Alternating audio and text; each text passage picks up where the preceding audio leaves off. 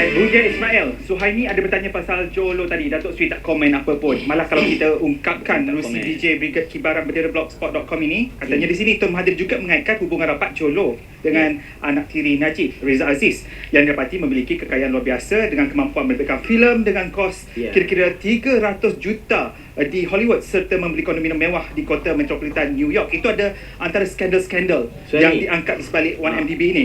Dan dalam misteri kemana perginya 27 bilion ringgit daripada keseluruhan hutang 1MDB berjumlah 42 bilion ringgit, nama Jolo paling banyak dikaitkan dan beliau dilihat sebagai kunci utama untuk merungkaikan banyak kekusutan. Betul ke, Datuk?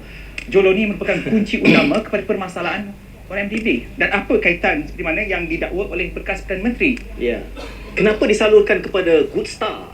Ini semua. We save the best for the last ni. Ya. Semua nama-nama ni sebelum. Dia saya tak mau sebut Jolo ni kerana saya pasal apa kita nak glamourkan Jolo ni.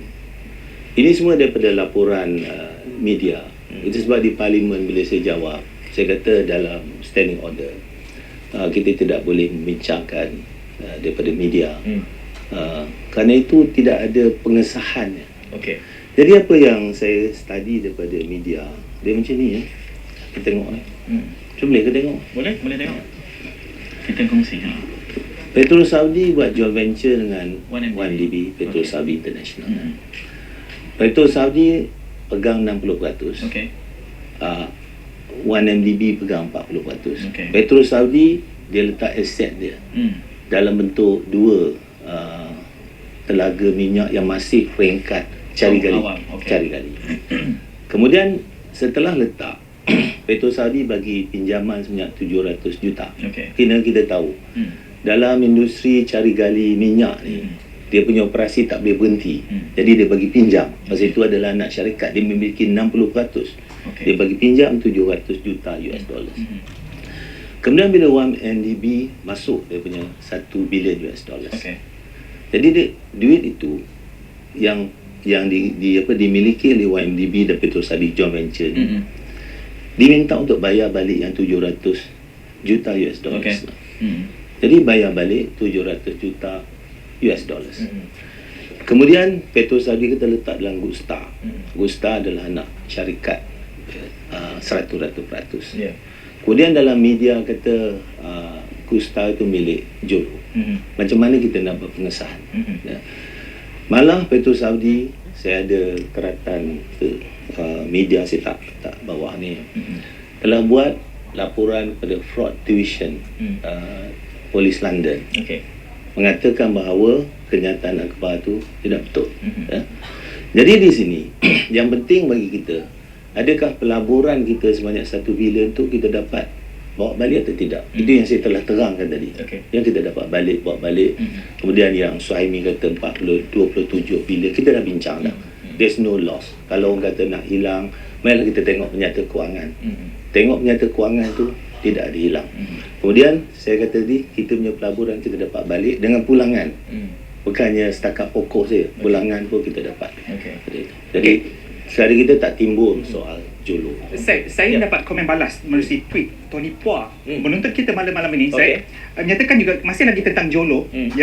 Menteri Keuangan 2, apa sebab 1.2 bilion US dollar dibayar oleh 1MDB kepada Good Star milik Jolo dengan alasan sebagai peminjam kepada Petrol Saudi? Itu soalan yang dilontarkan oleh Tony Phua.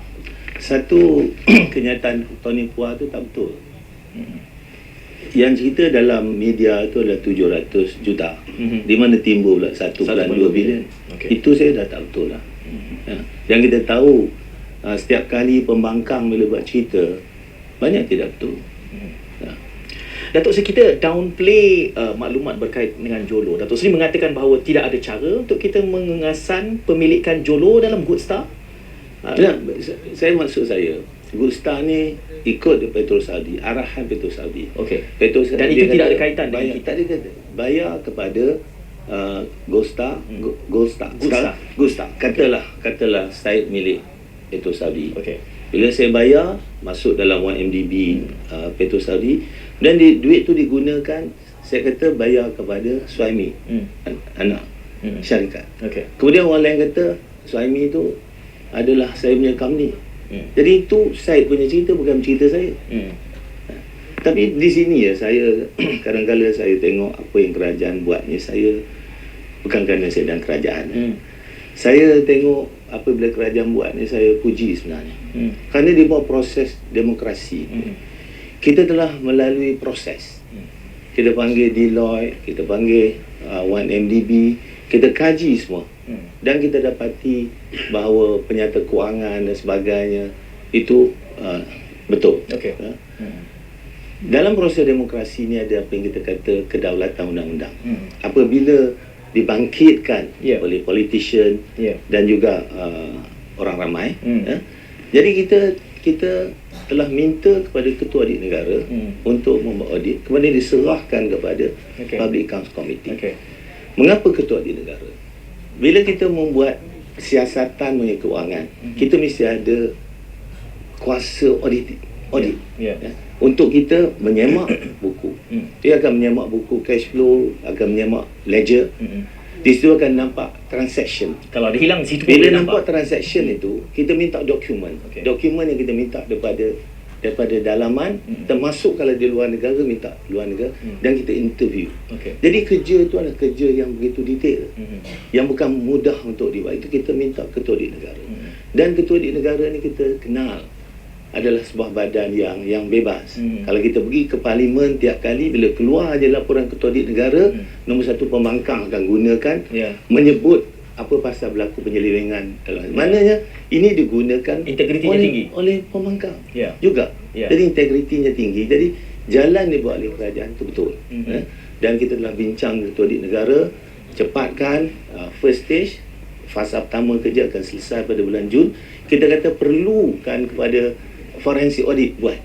Kerana kita tak mahu dibelenggu oleh, kalau betul ada kesalahan, takkan kita nak biarkan.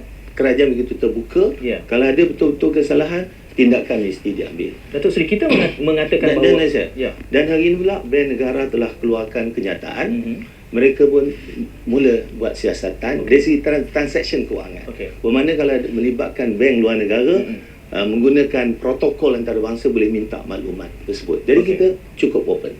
Kita mengatakan bahawa institusi kita daulatkan, tetapi apabila PAC diremehkan oleh Arul Kanda, itu satu penghinaan kepada rakyat, kerana PAC itu suara rakyat, Datuk Seri.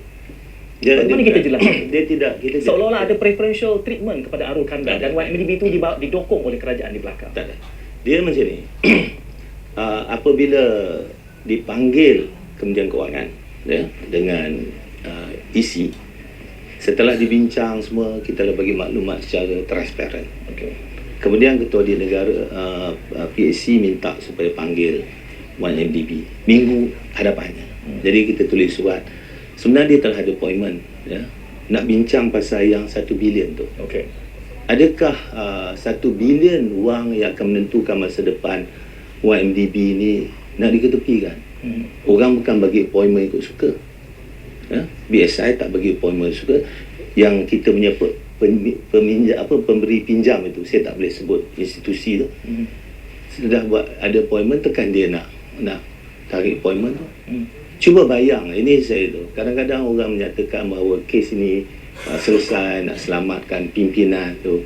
Saya kata tak betul. Bila saya terlibat, yang saya fikir adalah rakyat. Katalah YMDB gagal dalam pembayaran pinjaman 42 bilion tersebut. Sebenarnya jumlah tu dah berubah, tapi kita ambil 314 telah diaudit. Sekarang belum diaudit. Dia audit ni saya akan umumkan. Bila kata tak dapat bayar, apa akan jadi? Kerajaan akan tanggung. Kita punya target defisit kita tahun ni 3.2. Tahun depan akan jadi 3 atau 2 lebih. Bila dia ambil alih 42 bilion ini, kita ingat tahun hadapan kita mula rancangan Malaysia ke-11. Perbelanjaan pembangunan adalah 52 bilion. Kalau dicampur dengan 42 bilion ini, defisit kita naik tinggi sampai 400. Apa akan jadi? Rating kita akan jatuh. Bila rating kita akan jatuh, mana syarikat-syarikat kita meminjam luar negara, dia punya nilai mata wang kita akan turun. Macam tahun 1998 dulu kan. Apabila kita punya ringgit sampai satu masa RM4 lebih, macam mana nak bayar hutang? Jadi kita maknanya dalam konteks kita yang utama adalah kita mesti selesaikan isu hutang kita. Supaya rakyat tidak perlu bimbang. Rasionalisasi ni, saya ada tanya pada Datuk Seri di luar ruang udara. Rasionalisasi yang kita jelaskan ni, saya sebutkan tadi bahawa untuk menyelamatkan keadaan, atau mengatakan bahawa tidak. Adakah ini normal di dalam satu transaksi melibatkan satu kepentingan negara, kerana kebimbangannya adalah sovereignty of the asset, kedaulatan aset-aset itu tadi. Kelihatannya pencairan aset-aset ni semua bertujuan untuk mengembalikan 1MDB supaya afloat, supaya ia boleh bernafas semula, ya. Tetapi dalam jangka masa panjangnya, ataukah ini perubahan struktural? Tidak kelihatan seperti struktural, seperti macam transaksi yang bertujuan untuk menyelamatkan keadaan semasa. Juga dia dalam perniagaan, dia ada Cash flow, dia kata restructuring, is restructuring. Dia tak ada tanda nak menyelamatkan apa, dia is restructuring. Maknanya kita ada, dia kalau menyelamatkan tutup terus, tapi ini ada aset-aset kita tu, dan dia akan terus bergerak. Suami, ada banyak lagi yang kita di penghujung sebenarnya, dan pastinya kita nak melihat dengan apa yang dinyatakan tugas yang dilaksanakan oleh Yang Amat Berhormat Perdana Menteri. Kerana menurut beberapa sumber yang saya perolehi, baik daripada Tun Dr. Mahathir, Free Malaysia Today, Sarawak Report, Malaysia Kini, dan juga The Malaysian Insider, yang antara lain menyatakan para menteri juga kini dibuli oleh Yang Amat Berhormat Perdana Menteri. Malah keluar kenyataan menteri tak faham 1MDB digesa letak jawatan. Ini sesuatu yang dianggap membuli, malah dengan laporan-laporan yang dinyatakan 1MDB cheated and made false document. Ini juga tanggungjawab Yang Amat Berhormat Perdana Menteri, tapi menteri-menteri kabinet juga menerima tempias dalam penyelesaian isu 1MDB ni, Datuk Seri. Dia macam ni, 1MDB ni adalah milik Kementerian Kewangan. Jadi bila Kementerian Kewangan, maknanya kita kena bertanggungjawab lah. Jadi bertanggungjawab itu bawa kepada kabinet untuk memberi endorsement kepada apa yang akan dilakukan oleh 1MDB. Kemudian tak timbul soal bully atau tak timbul. Bila saya baca satu proverb orang Afrika, dia kata bila satu singa yang garang menyerang 7 orang, act as one, singa akan kalah. But if you don't act as one, singa akan. Jadi anggota kabinet kita act as one, mana dalam hadapi. Itu je sebenarnya. Kenapa ngangguk sangat tu? banyak lagi bahan-bahan yang setengahnya sifatnya teknikal.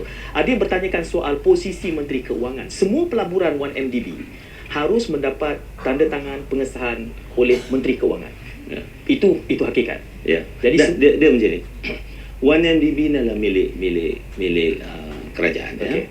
Jadi dalam konteks ini maknanya kerajaan yang mewakili kerajaan adalah Perdana Menteri. Itu dia punya konsep. Jadi di situ tidak ada konflik of interest apabila Perdana Menteri juga adalah merupakan Menteri Keuangan. Tidak. Pada kertas perlu dibetulkan pada hemat Datuk Seri pada masa ini untuk mengembalikan keyakinan, kerana krisisnya Datuk Seri, kalau kita anggap jawapan yang Datuk Seri berikan adalah meyakinkan, kita harus memperkemaskan keyakinan ini dengan beberapa perubahan struktural juga. Kita telah bincang, maknanya kita ada way forward. Way forward antaranya kita akan memperkemaskan governance. Ini sedang dalam proses. Ini sebahagian daripada urusan governance yang saya tanya itu. Untuk masa depan, kita melihat bahawa 1MDB ini akan masih menjadi satu arm pelaburan pada kerajaan selepas restructuring ini. Jadi apa manfaatnya untuk masa depan 1MDB kepada Malaysia? Kita lihat tadi saya nyatakan kita kata kita ada EDRA, mana ia akan dapat pendapatan. Kemudian kita lihat kita ada TRS dan Bandar Malaysia, dia akan makan masa. Bermula pendapatan akan diperolehi dalam 2-3 tahun lagi, fasa pertama di TRS. Tapi keseluruhannya dia punya nilai pendapatan kasar adalah sebanyak 190 bilion. Kalau kita andaikan daripada 190 bilion sebanyak untung bersih 20% lah. Itu dah merupakan 38 bilion.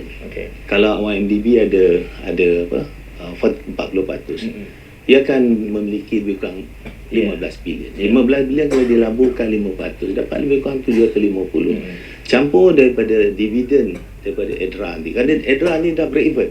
Okey. Ya, dia dah Ya. mula capai keuntungan. Ya. Jadi kita akan ada 800-900 atau 1 bilion. Okey. Dan bayangkan 1 bilion ni kita gunakan macam sekarang. Kita buat CSR. Okey. Orang tak ada cimata, kita beri cimata. Hiasan orang media tu. Cucu saya umur 4 tahun di sekolah. Last. Okey. Cikgu kata kerana mata tak nampak. Kita letak cuma mata, dia memang the top student. Dan berapa ramai anak Malaysia yang kita tak tahu.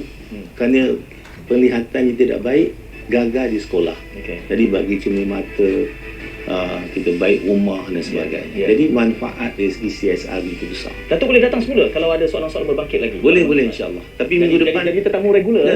minggu depan saya minta maaf. Okey. Saya pergi mesyuarat Islamic Development Bank. Okey. Selepas minggu depan, Selamat. tapi jangan panggil selalu sangat sampai orang jemu kat muka saya. Dan kita bagi rancangan khas pada Datuk Seri. Isu dana awam yang dikatakan digunakan untuk membayar hutang Okey. YMDB juga. Tak ada. Tak terlibat langsung. Tidak terlibat. Itu Tidak jawapannya. terlibat. Yang itu juga yang diajukan Tidak terlibat langsung. Itu pasal dia awal lagi saya kata dia bergerak macam private sector. Dia bukan gunakan duit kerajaan. Dia itu jelas. Okey, terima kasih Yang Berhormat Datuk Seri Ahmad Husni atas bersama